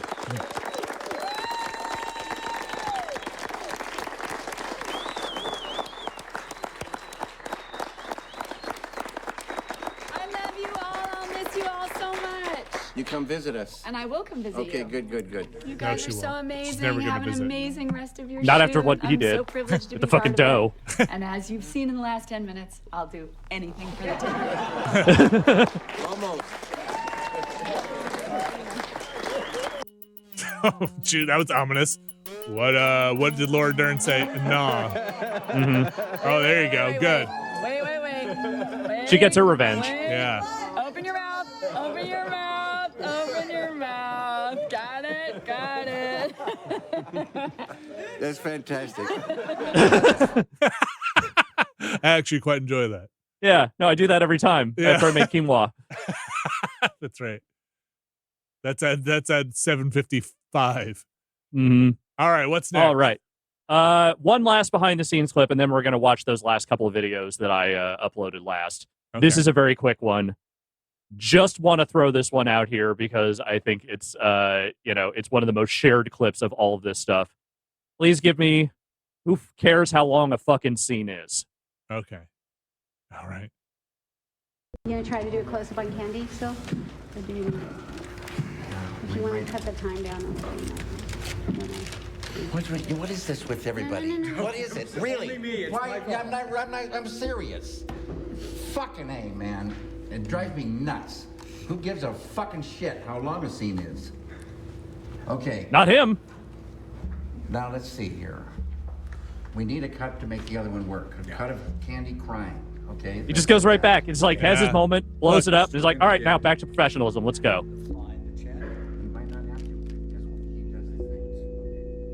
I mean, I bet it's so stressful. Yeah. I'm not trying to excuse any kind of bad behavior from other directors, but look, we've been in weird low stakes production environments that are extremely stressful. And this was from I think, the end of filming. And like they were under pressure to get the last of the stuff done. And there's another clip that we're not going to watch today because it's longer. It's basically the same idea of him complaining about the fact they have no time to stretch and do like weird dream stuff, like wherever, because they are on this tight schedule with Showtime. Should show my wife that clip because she cares how long those scenes are constantly. That's fair. Like it's too long. So. Okay. Our last things here are not necessarily related to Twin Peaks, but they are related to David Lynch and also the thing we ostensibly do, which is video games. Mm-hmm. Some of you probably already know David Lynch, at one point in his life, directed a PlayStation 2 ad. I don't think Let's I watch did. that ad. Okay. The third place. Okay. This might give me a second because I just got to make sure the audio Yes. and stuff in here is good before we start. This is from around 99 or 2000, I think. I'm gonna start it and then pause it. So just give me a second here. Otherwise, the audio will not start.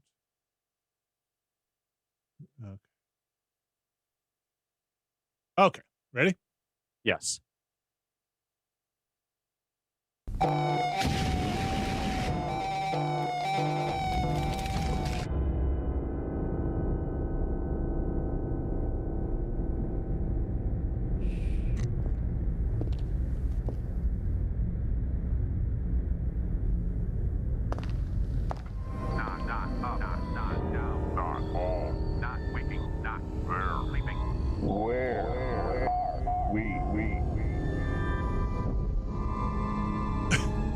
Uh-huh. Uh-huh.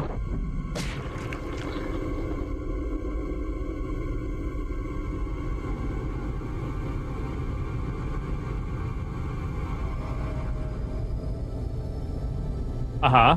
Your favorite PlayStation characters. Welcome to the third place.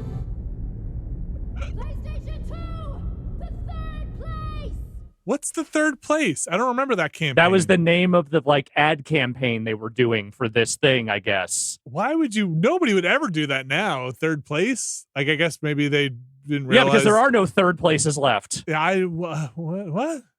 Well, if you want to learn a little play the other video that All right. I gave you, which is the behind the scenes of making this commercial. Okay. Again, I'm gonna start it here and then hopefully I can get the audio up very quickly here.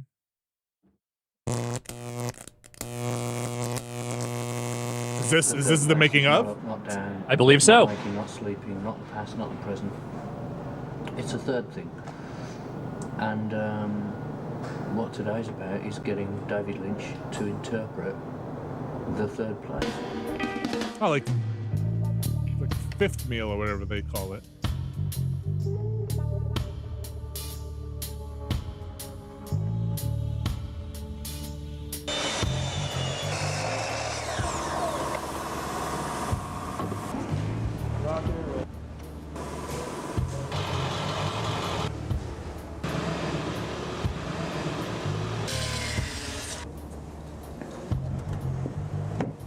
so much work. To make this commercial that I will say I never saw on television anywhere. I think they'll pay me now. Dave, storm smoke. That's good, Dave. Okay. Fire. Okay. This is so fucking beautiful. Okay, Dave, storm way too hard. Now, yeah, you almost had it the time before. Now you've gotten carried away. No more coffee for Dave Storm. Back it off a little bit. Smoke it up, Dave Storm. Okay, tally back. Flame it.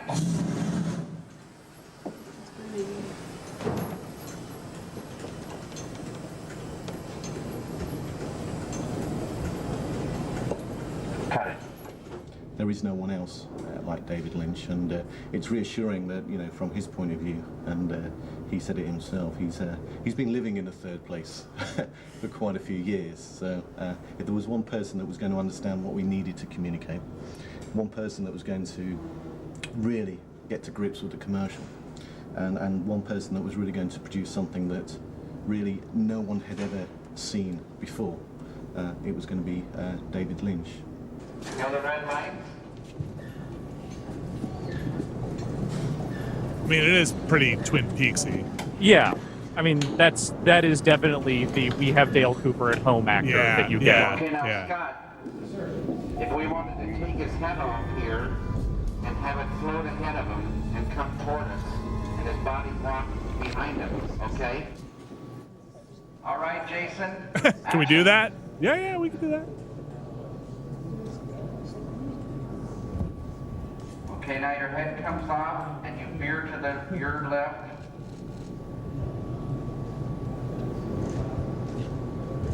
Little lefter. Yeah, there you go, buddy. And cut it. Good. It's different working with David because the atmosphere on the set is like nothing I've known before. It's like a big family of people. Yeah, because he doesn't direct commercials that often. There's no tension. You don't normally get that. Who's speaking? Everyone's the actor? really hard. And or one of the other executive people, I don't know. At the same time, I've never seen such a sort of happy bunch of beavers working away. It's quite strange. That's the deal, Gary. Blow that. I know he has done blow other that commercials. smoke It's just back. he doesn't Now do a you gotta lot of clean it, it I off don't the think. glass. And you got to see Jason. It's all got to be orchestrated, Gary. Put your thinking cap on. Then stop. I need you here. And then whip it out with the face. What out, Gary? Jeez. Okay, now smoke it up. Gary D'Amico. Smoke out Gary.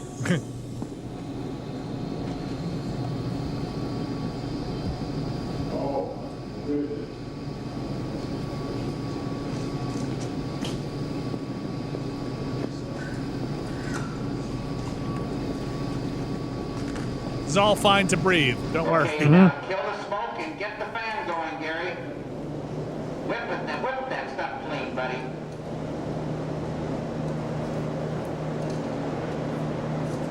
Whip it. Whip that smoke.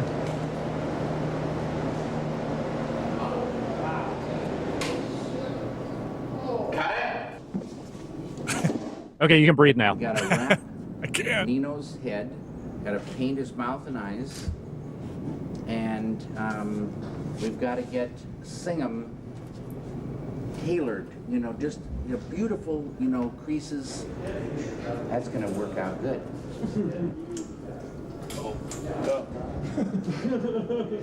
I need to hear. An ashen finger in your mouth.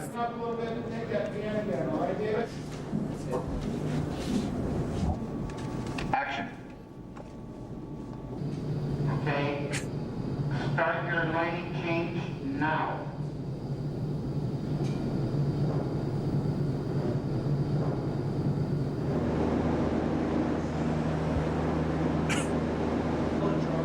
Okay, clear that doggone smoke, Gary.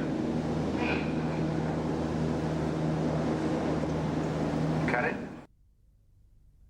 I was, and my eyes were just closed. Woo! Oh, God.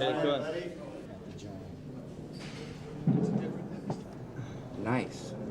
Right there? Yeah, okay, that's a very funky W, but it's very cool, I think. But oh, that's so pretty. That Is it? beautiful. Keep it going. Is that pretty or what? That is really pretty. You should see it here. Damn, I'd love to see it there.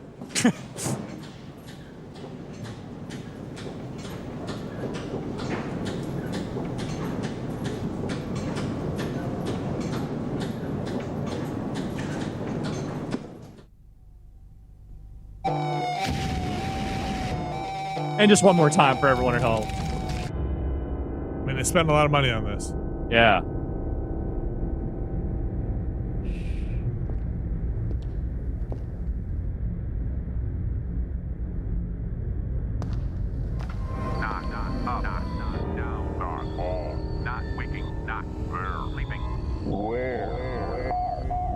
Where? It's so dumb. Yeah.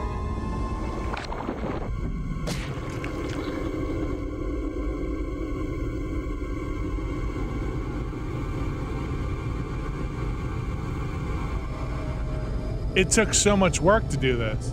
Yes. Hey, look, it's the arm. Welcome to the third place.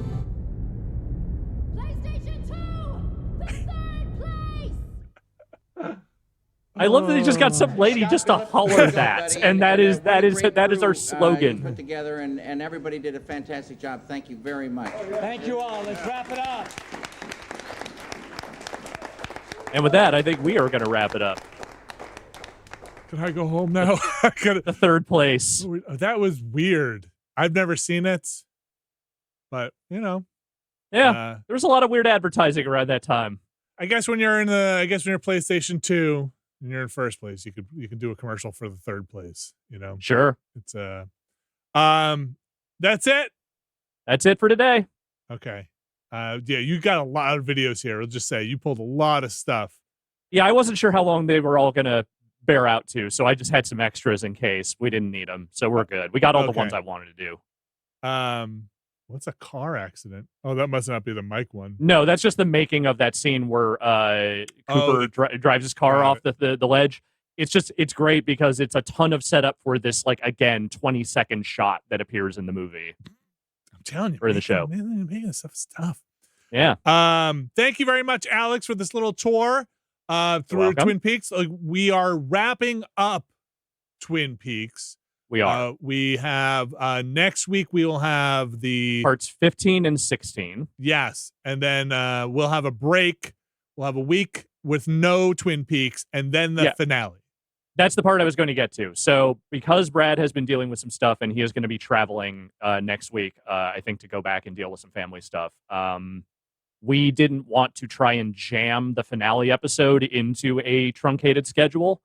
So what we are going to do is we are going to post 15 and 16 on Monday as is scheduled. Then we are going to have a 1 week break before we do the finale episode before that posts on the Patreon. But as an addendum to that, and as a little bit of a make good for your patience, we are also going to include a bonus episode, which is going to encompass everything Twin Peaks. It is not going to be about a specific episode or or parts of the show. It is going to be you and Brad asking me any questions that are left over about characters, storylines, other things that maybe aren't addressed over the course of the return that I've maybe read in the books or in other things. And that will be a bonus episode that will also go up around the time that the finale goes up. And I mentioned this when we recorded the last episode, which will go up next week. But if you have Brad and I have been avoiding the Watchcast discussions on the Discord. So if you have questions in there closer to when we record, which will be not next week, but the week after, put them in there. We can kind of look at those and answer those. I won't look at that until after we've recorded the final episode. So between that and recording the bonus episode, I will try to look through some of that stuff. So don't put them in there now. I'm not going to look at them. I'm not gonna no one's going to see him. So don't worry about it. Yeah. That was fun. David Lynch, weird guy. Weird guy. Yeah. I hope still only scratched the surface, really.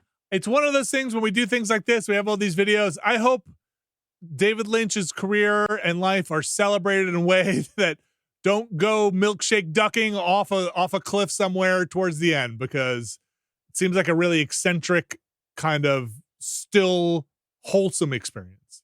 Yes. enough people still speak highly of him that I think if it was going to happen, it would have happened by now. But you never know. Let's just enjoy the ride while we can. Bloody fingers crossed. Yes, bloody fingers in our mouths. All right. Can you cry for me? It'd be so beautiful. It'd You be could just so cry for me, Vinny. Like a baby. Can you cry like a little baby? Like a little baby. Yeah, I will. Yes. All right. Thank you very much, Alex. And thanks again to all of our patrons who voted. Thanks for everybody for supporting us. Patreon.com/Nextlander, where you can find things like the Watchcast. And Never Been a Better Podcast is up now. You can hear all about Abby Russell's jaunt across the United States of America, from the East Coast to the West Coast, as she delivers a table to her apartment. A lot of fun there. Bunch of stuff there. Patreon.com/Nextlander. Thanks everybody for joining us. Thank you, Alex. Best of luck to Brad. Hopefully we'll see him soon. Probably not next week, but soon after that. Thanks everybody. Have a great weekend, and we'll be back soon. Bye.